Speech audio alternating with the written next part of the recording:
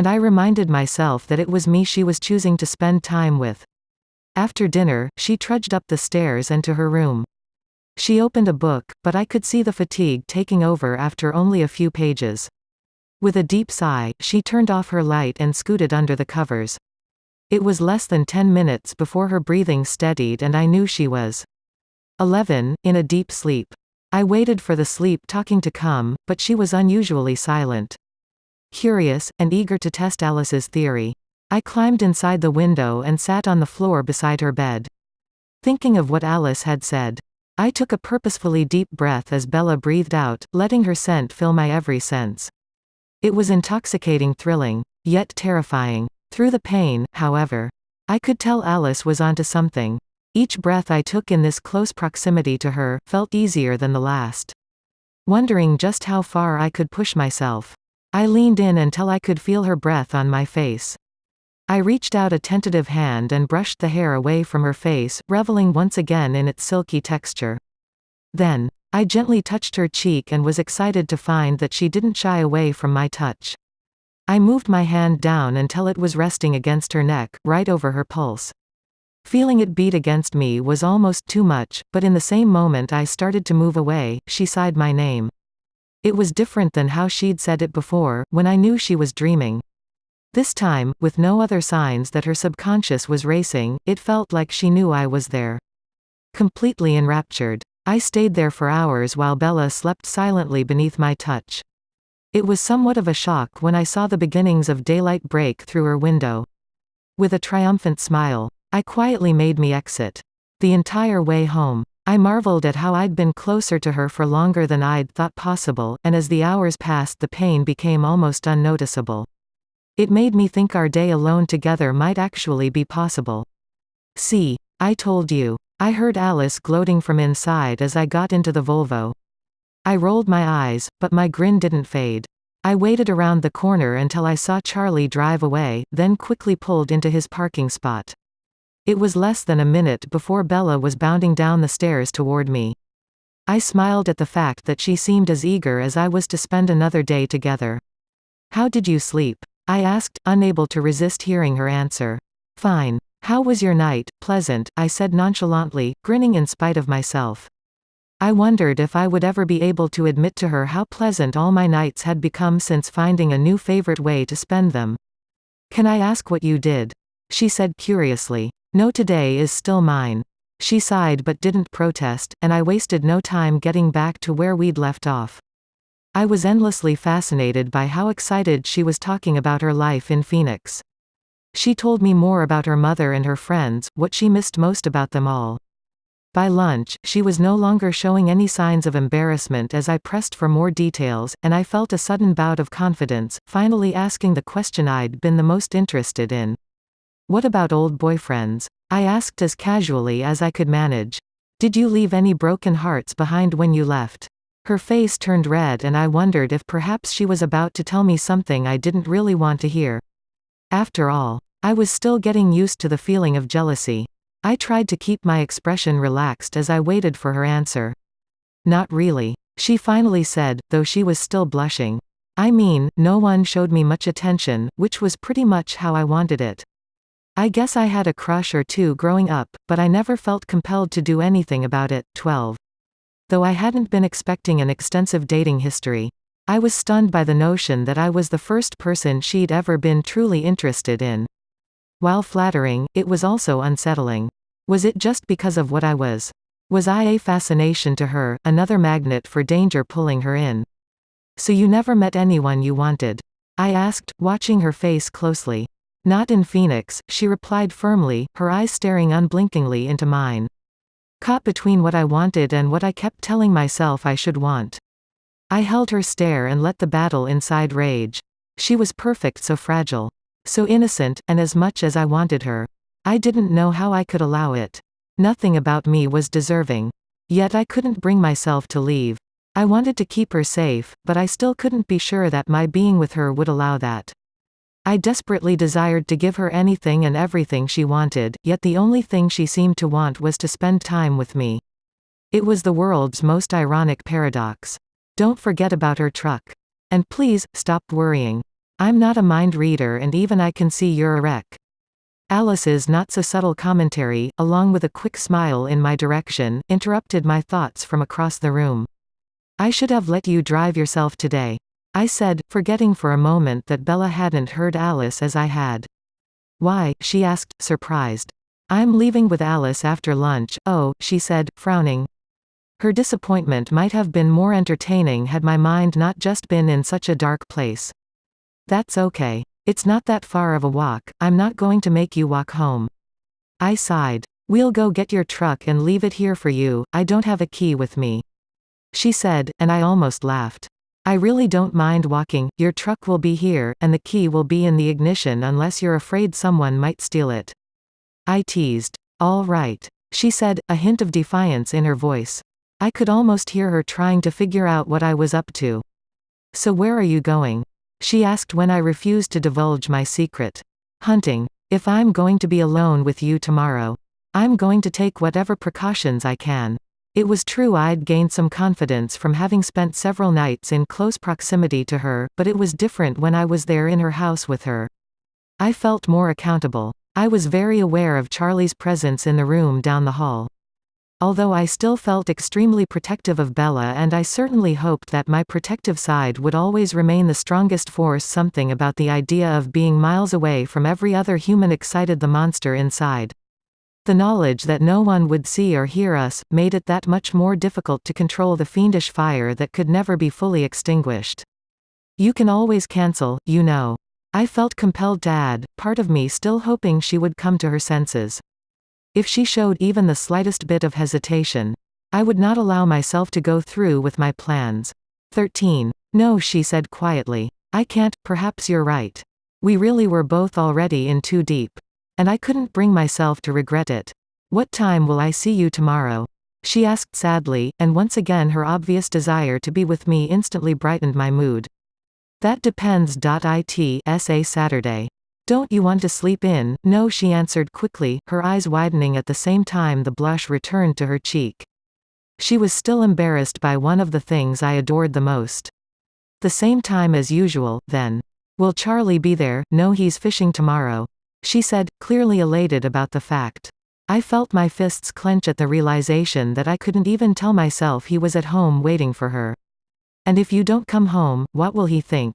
I pressed. Please, give me something. I have no idea, she said casually. He knows I've been meaning to do the laundry. Maybe he'll think I fell in the washer. She was trying to make light of what I was most fearful of, and I was suddenly infuriated. Not at her. Never at her. I knew she was only trying to act unconcerned because she didn't want me to worry. But how could I ever forgive myself for allowing this potentially fatal excursion to take place, when she showed me nothing but infinite trust? What are you hunting tonight? She asked calmly after a few moments, obviously in a hurry to remind me how completely normal she found my atrocious existence. I might have thought she was putting on an act for my benefit, but her heartbeat and breathing remained perfectly steady. It was as if she'd simply asked me what I was having for lunch. Whatever we find in the park. We aren't going far. Why are you going with Alice? Because she's the only one who doesn't think I've completely lost my mind. Alice is the most supportive, not particularly in the mood to discuss the rest of my family. I hoped she wouldn't press the subject. But then, that wouldn't have been Bella, and the others. What are they? I tried to think of the nicest possible way to say it. Incredulous, for the most part. I sighed, and I saw her glance nervously toward my family. They don't like me, she said flatly, and I wondered suddenly why it should bother her to think that a family of vampires didn't care for her. That's not it, I said, though it wasn't entirely true. Rosalie had made her opinion very clear, and the rest of them were, at best, bored with having to think about her.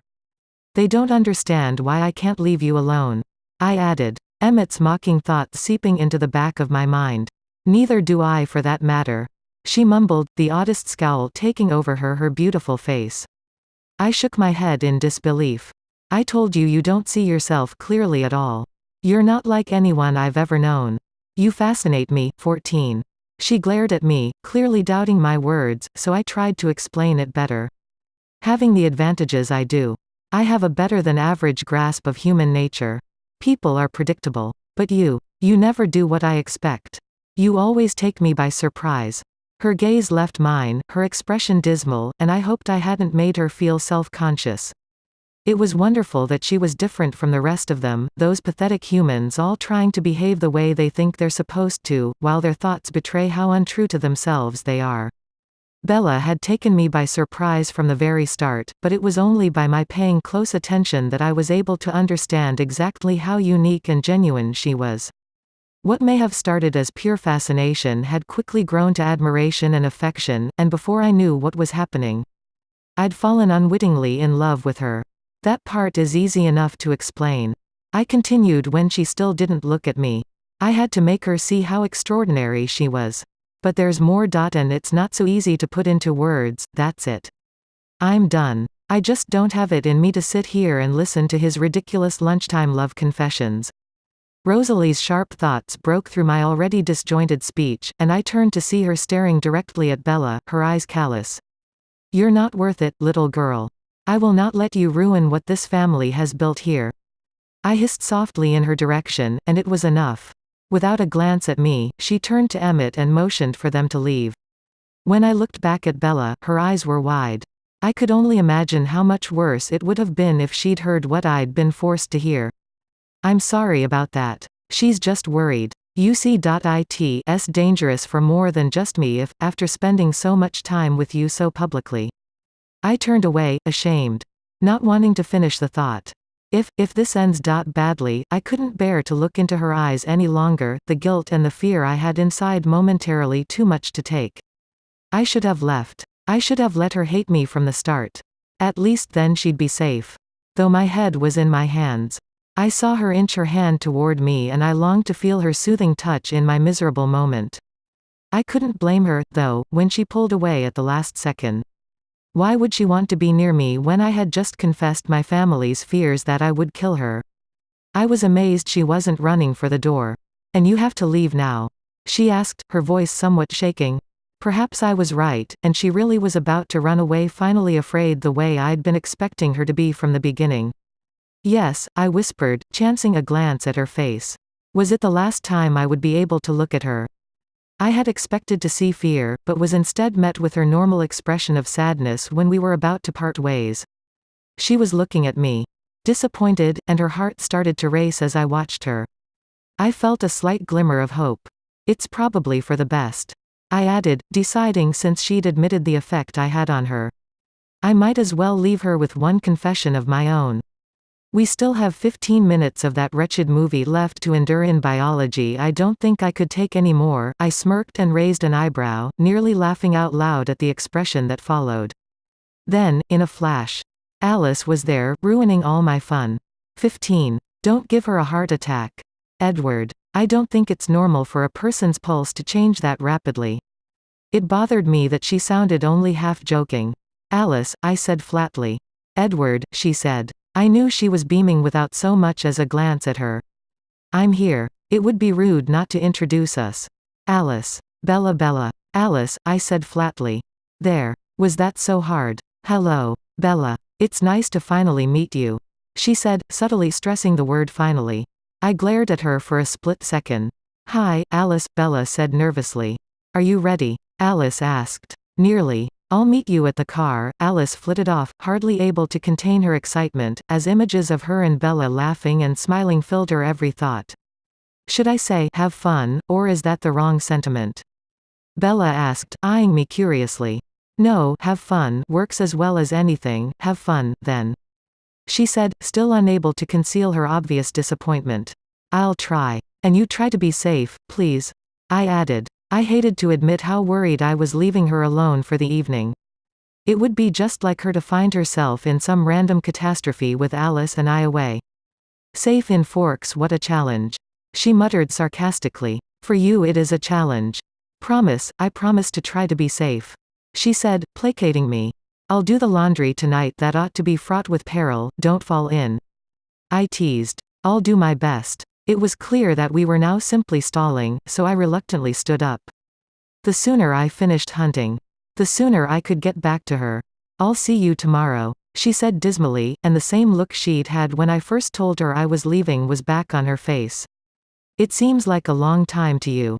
Doesn't it? I asked, still in disbelief that she was so eager to be with me. I smiled when she nodded, thinking about how hours and days used to pass by in a blur, but now, even minutes spent away from Bella felt like an eternity. I'll be there in the morning, I said, touching her soft cheek before leaving. I wished the warmth of her touch could stay with me while I was away. I felt so empty without it. Away from the stare of nosy students.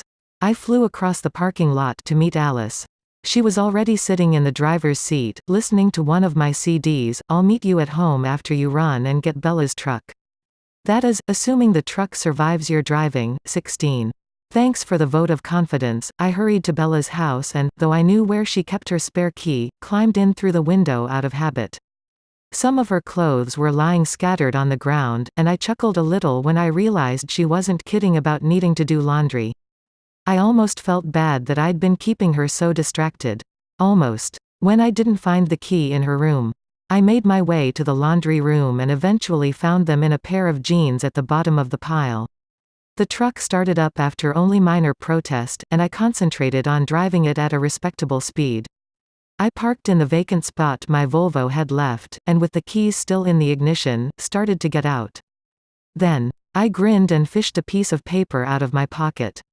I scrolled, "Be safe," across it, and wondered as I gently folded my little reminder, if Bella would think me too pessimistic. It didn't seem likely that anything would happen to her in the few hours I was away, but I hoped that knowing I was thinking of her would make her especially cautious. Alice was waiting for me on the porch when I arrived home, and we ran our usual route into the park. "You know, I wouldn't have minded if you wanted to go farther for a better variety," she thought as the trees thickened. "I know, but I wanted to stay close to home. She's fine. I promise. I would see if anything was going to happen. I keep a pretty close watch on her, you know." "I know. I appreciate it, really, and, hey. I thought I was the only mind reader. You're rather transparent." "Edward. At least, to me you are." "Fine. I was hoping maybe you could keep a particularly close eye on her tomorrow. I know you said I have nothing to worry about, but it would make me feel better knowing you're making sure I don't do anything we'll all regret." She came to a halt and turned to face me. She spoke loud, obviously wanting me to get the full impact of her words. "Of course I'll help in any way I can. But listen. I know you don't want to hear this, but you have to remember I can only see as far as the decisions the two of you make. Right now, she trusts you implicitly, and you have made up your mind quite definitively to be her protector. You have no conscious desire to hurt her, and if something were to happen, it would be the result of a sudden, split-second decision. If that was the case, there wouldn't be much I could do about it." I stared at her, frightened, but knowing she was right.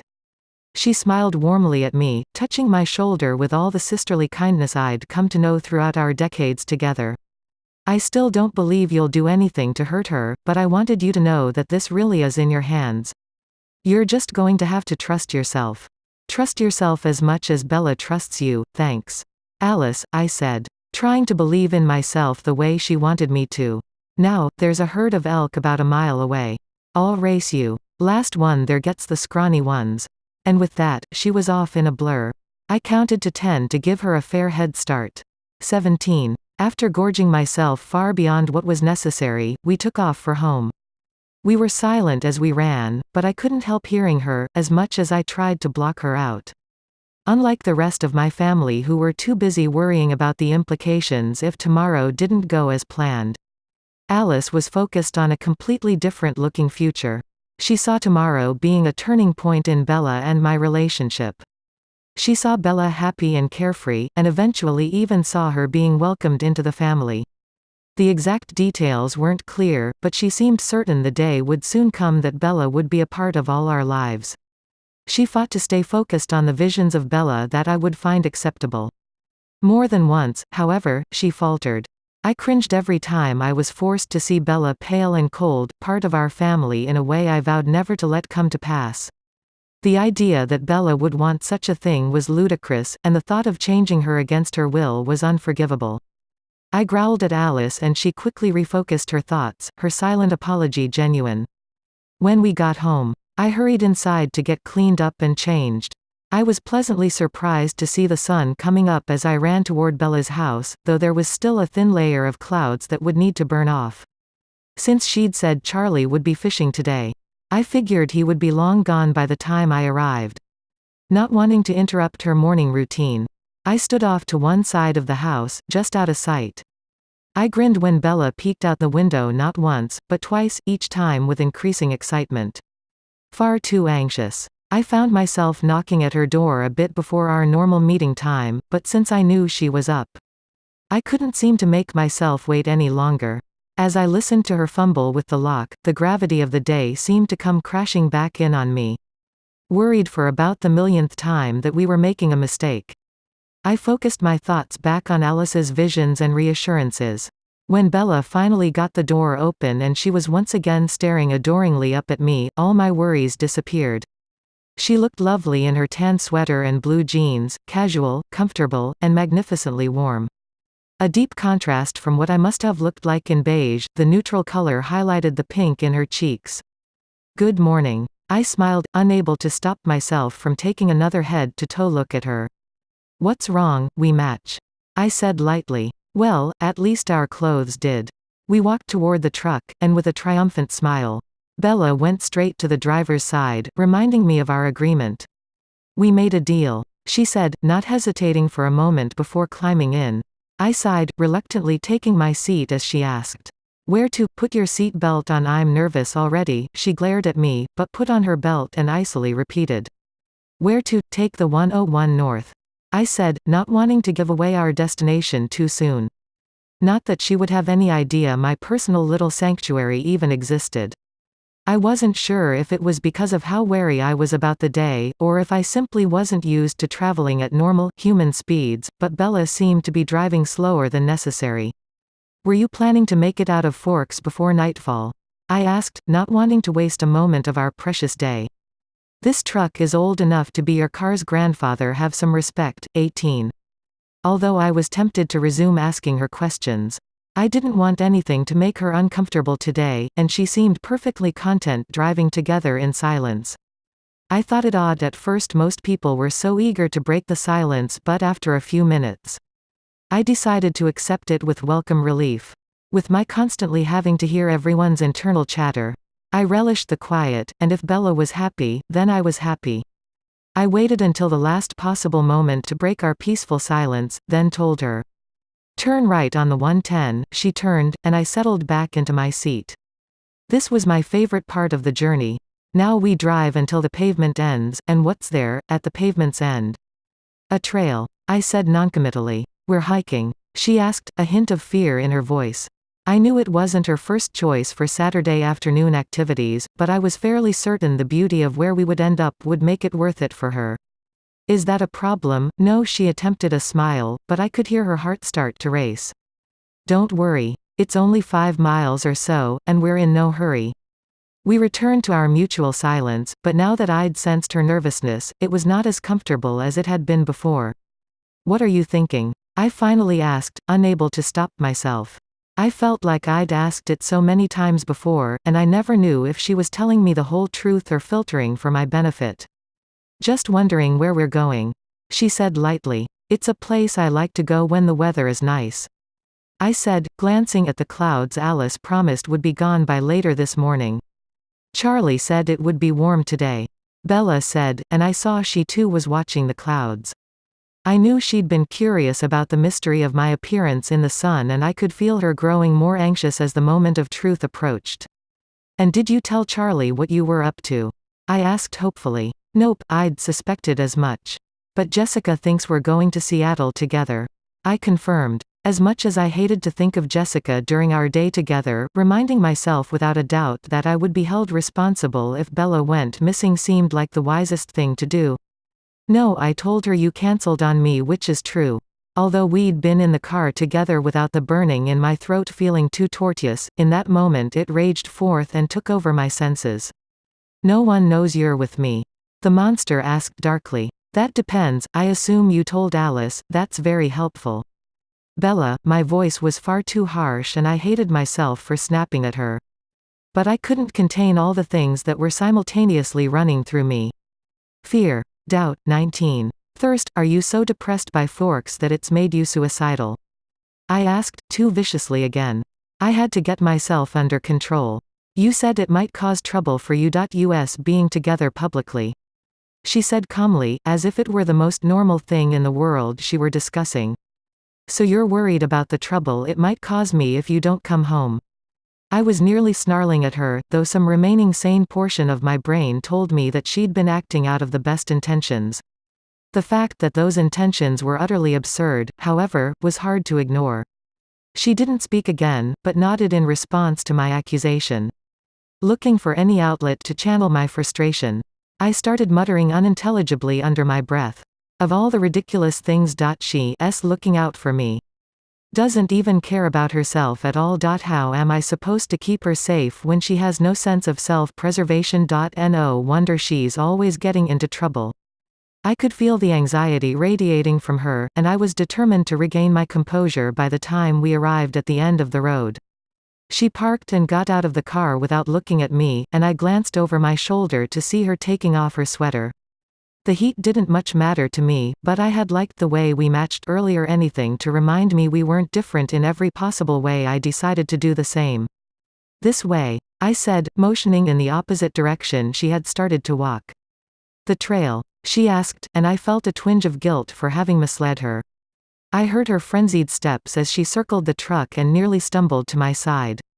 I said there was a trail at the end of the road, not that we were taking it. No trail? She asked wearily. I'd been hoping for something that would put the monster back in his cage, and sure enough, her panic was enough to remind me of my role as her protector. I won't let you get lost. I promised, smiling as I turned to look at her. I had expected her to relax at my assurance, or at the very least offer a smile like she usually did when she wanted to show me she trusted me. Maybe I'd done more damage than I realized by speaking so angrily to her before. Do you want to go home? I asked, part of me hoping to be granted the reprieve, but a bigger part eager to show her the place that was so special to me. We'd come this far, it seemed a shame to waste the day and the sun that was surely on its way. No, she said, stepping closer to me. She looked close to tears. What's wrong? I asked softly, cursing myself for having upset her. I'm not a good hiker. You'll have to be very patient, she said, and even without being able to read her mind, I knew she wasn't telling me the truth. Still, I didn't want to force her to talk about anything she wasn't comfortable with. I can be patient, I said, playing along. If I make a great effort, I'd tried to make my voice light and teasing, hoping to urge a smile from her. Though the corner of her mouth turned up, she still looked miserable. Great. I'd ruined our whole day because of my own fears and insecurities. So what if no one knew we were together? I knew we were together, and that I was personally responsible for keeping her safe. That would be enough. It would have to be. 20. When she still didn't speak. I sighed deeply. I'll take you home, I offered, giving her one more chance to retreat if it was what she truly wanted. I felt I was back to my former, more trustworthy self, but if I'd frightened her too deeply to proceed, I would respect her wishes. If you want me to hack 5 miles through the jungle before sundown, you'd better start leading the way. She nearly spat the words at me, and I was baffled that her mood seemed to be shifting as often as mine today. Usually she was much more level-headed. She stood, glaring at me, and I eventually realized she was waiting for me to decide. Although at the moment, neither of us seemed emotionally stable enough to go through with our plans. I started walking because I knew I couldn't disappoint her. I was sure that once her own anger dissipated, she would remember what this day was about. It was about trust, answering questions, and sharing secrets. It was about us, and what we could potentially be to each other if we put our fears aside. It was Bella and I away from the world and prying eyes, unashamed and honest. It was about me learning how far the monster inside could be pushed. How strong the protector would have to be to silence the thirst. It was about Bella figuring out just how deeply into my world she could allow herself to be thrown, while still remaining true to her own. It was the ultimate balancing act. We trudged along, Bella keeping up better than I think she or I had anticipated. I helped her over a few difficult areas.